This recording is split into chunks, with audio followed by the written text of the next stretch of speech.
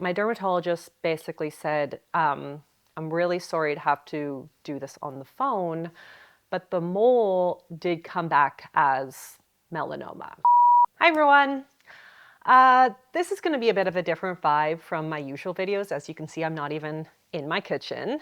But I wanted to share some news that I got recently, just, in hopes of spreading some awareness of, what to look for when it comes to a hugely overlooked disease. Last week, I got a call from my dermatologist, and a mole that we had removed back in like October was somewhat shockingly, but maybe, I don't know, maybe not so shockingly, but regardless, it came back as melanoma. And I made a short video about this on my social media, and I was completely floored by all of the support and the stories, both sad and also hopeful. And most importantly, all of the people who told me that that video inspired them to go get their moles checked. And I also wanted to give you guys a little bit more info so that you can be fully informed of your own risks. A little bit of a backstory. I've always been a very freckly, moly girl. I've got fair skin, light hair, light eyes, plus just a number of moles. All of these things are some of the greatest biological risk factors for skin cancer. Apparently these make up around 10 to 20% of your risk. But obviously, exposure to UV radiation is the much bigger factor, especially when it's combined with some of these pre-existing genetic components. Now, to be clear, I am crazy about sun safety. I'm the girl that's always in the shade. I am reapplying sunscreen every 30 minutes when I am in the sun.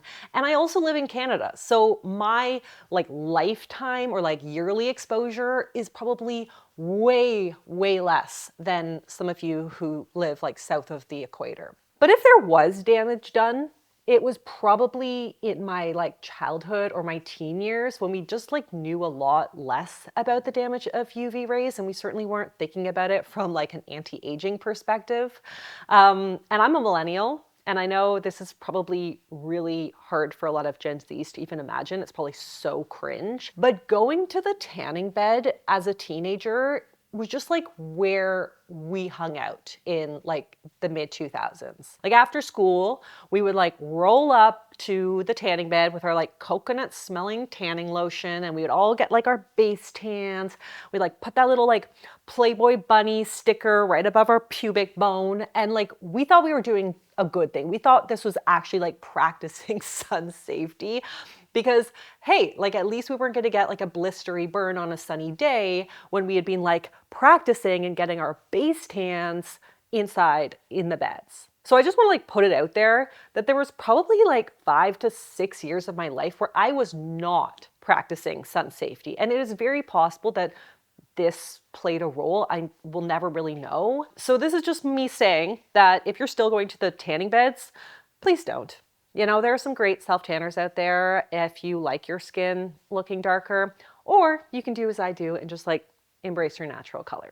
But anyways, in my 20s, after I got through that phase, I had something called mole mapping done, which is basically where they take a bunch of these really awkward naked photos of you in these weird positions. It's so awkward. And then every single year when you go for your annual exam with your doctor, you can see, or the doctor can see, if any of those moles has changed. And I would say between my 20s and 30s, I've had maybe 4 to 5 suspicious moles removed, including one that I had on my back, which came back as precancerous, or what they call more officially, it's called melanoma in situ. So I've kind of known this may come one day.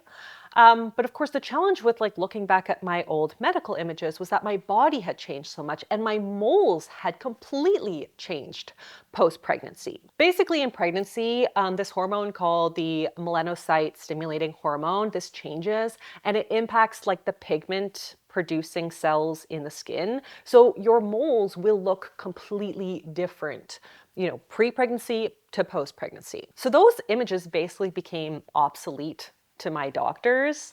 But thankfully, my hubby actually flagged this mole on my back because I can't really be constantly like looking at my back. But it was in the same place that I had a mole removed like a decade ago. Ooh, why did I sound like that? It was same place as a decade ago. Wow, I just went full Minnesota on you guys. But anyways, it looked really weird. It looked really weird. It had reappeared. And I got a lot of questions about how we even knew this was weird or what to look for when you do get checked out. And you want to think about the ABCDEs of a sus mole. So get your notepads out, folks. We're going to go through this together. So A is asymmetry. So basically, if one half of the mole doesn't match the other half of the mole, or if like, you know, the shape or the color or thickness looks different on two sides, that's a red flag. And mine definitely was asymmetrical. The second is B, border. So if the edges are looking like irregular or jagged or like blurred or notched out rather than kind of smooth and even, that's also sus. And again, I definitely had that. C, color. So if the mole is, you know, black or tan, red, white, blue, like, or even just like uneven distribution of color, again, I had that. And then diameter is a big one. So anything that's over 6 millimeters, which is like the size of a pencil eraser, can be a big red flag. I'm not sure if mine was over 6 millimeters. I don't think so. So, you know, just be aware that, you know, size isn't everything, right? That's what she said, or he said, I don't know.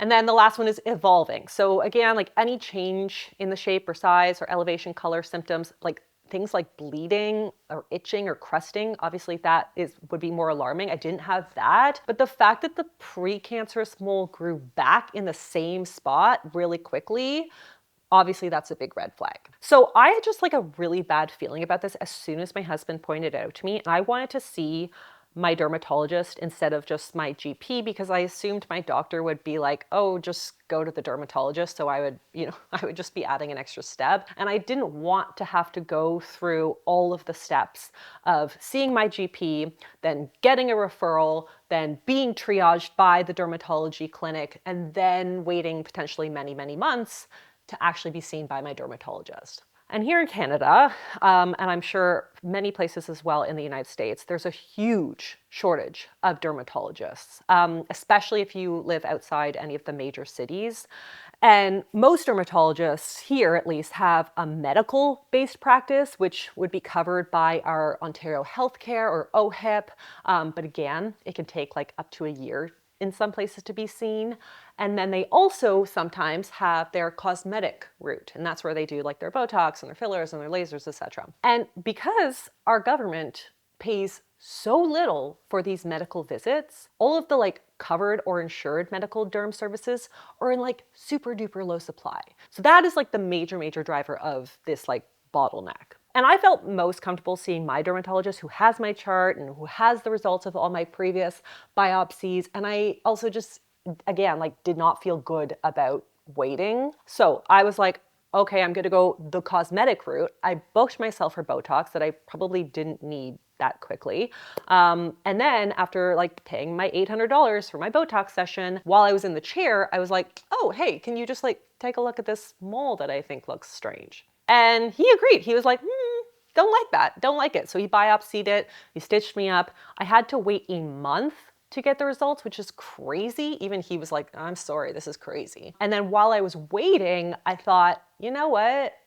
I might get my mole mapping redone, considering everything has now changed. So that was another $900 that I paid out of pocket for those photos. And I know a lot of you guys asked me where I got the mole mapping done.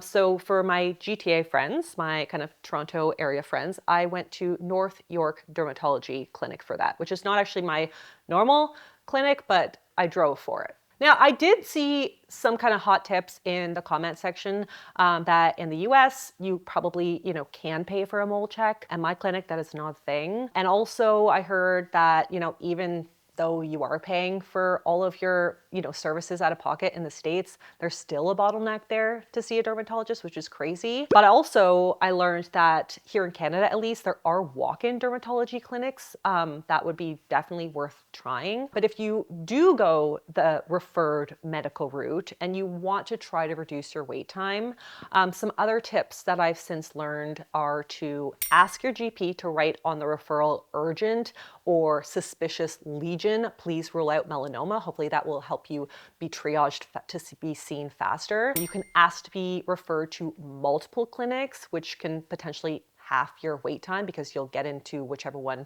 has availability first. 3, definitely consider driving to an area with less demand because here in Toronto, apparently, the wait times are up to like a year. And then finally, this is something I do with all of my specialist appointments, is call the clinic like every single day. Ask to be on the cancellation list and just like call them regularly to see if anything comes up. Because unfortunately, you just kind of have to be your own advocate on these things, and that really does. But speaking of advocating for yourself, let's kind of go back to how I got the news. So I was actually like filming, kind of like this. I was in my kitchen filming TikToks with my videographer standing in front of me with the camera when I got this call. And my dermatologist basically said, I'm really sorry to have to do this on the phone, but the mole did come back as melanoma. And he basically, all he said was, I'll put a referral in for a plastic surgeon to call you and they will remove more. And it was kind of left at that.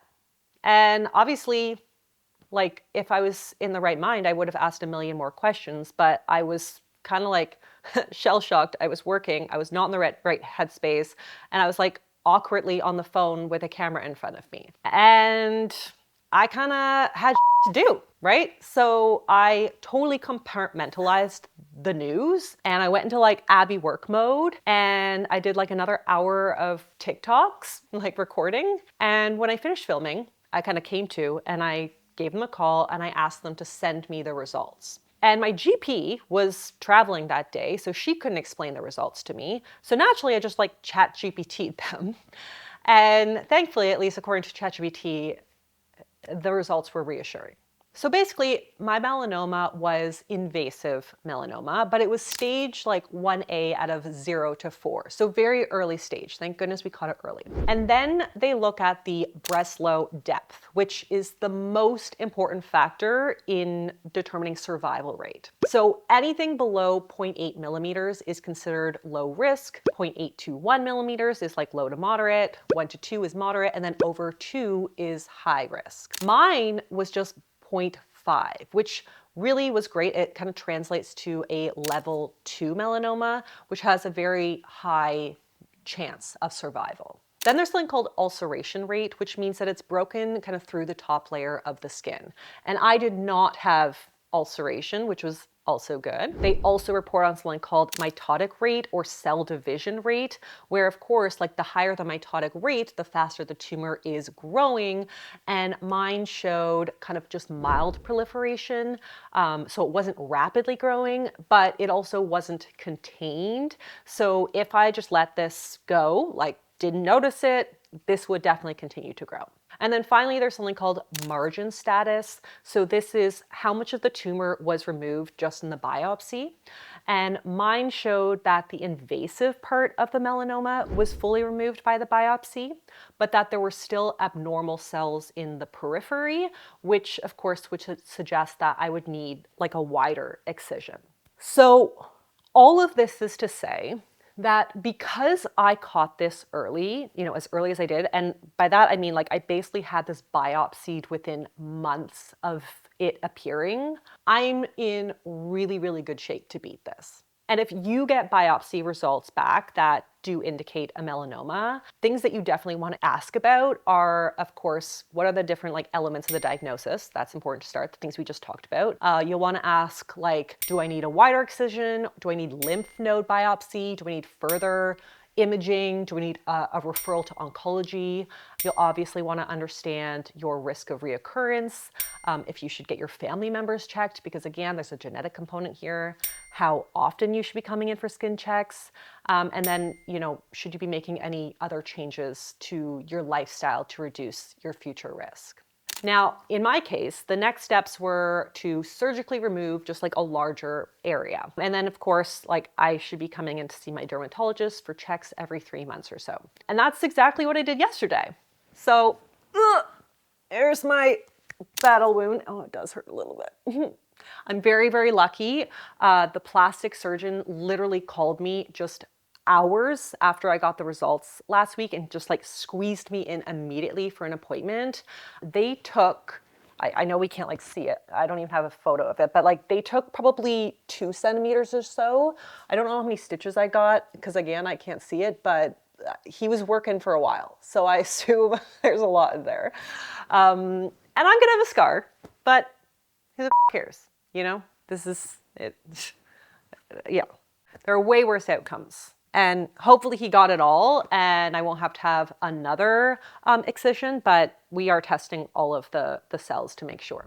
Okay, now to quickly just answer a few last questions. I was asked a few times if I had any other symptoms. And you know what, it's really, it's like, you know, you never really know what's causing what. It's funny because I lost some weight unexpectedly, like back in August to September, and I had zero appetite. Like I could not will myself to eat. And then, you know, of course, going through that, which is not normal for me, I had this thought, oh my gosh, maybe I have colon cancer because I also have IBS. So there's those kind of digestive symptoms as well. So I actually had my doctor send me for a colonoscopy, which of course came back all clear. And the doctor was just like, oh yeah, like it's just stress.